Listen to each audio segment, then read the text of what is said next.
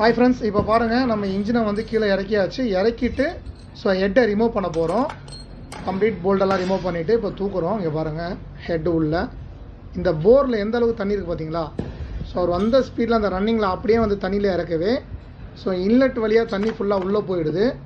உள்ளே போனால் அந்த பிஸ்டன் வந்து ஃபுல்லாகவே லோட் ஆகிடும். ப்ரெஷர் லோட் ஆனோன்னு என்ன ஆகிடுச்சுன்னா ஸோ நம்மளுக்கு வந்து சீஸ் ஆகிடுச்சு.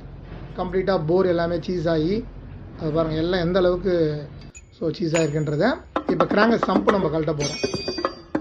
இங்கே பாருங்கள் சம்பை இப்போ தூக்குனதுக்கப்புறம் 3 கனெக்டராடும் ஓகே. அடேங்கப்பா பார்த்தீங்களா. ஸோ லாஸ்ட்டு 4th கனெக்டராடு வந்து துண்டாக கட் ஆகிருக்கு.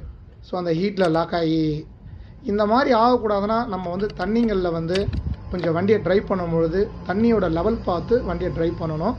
ஸோ இப்போ நம்ம இந்த கம்ப்ளைண்ட்டை கண்டுபிடிச்சாச்சு. இதை ஃபுல்லாகவே இன்ஜினை வந்து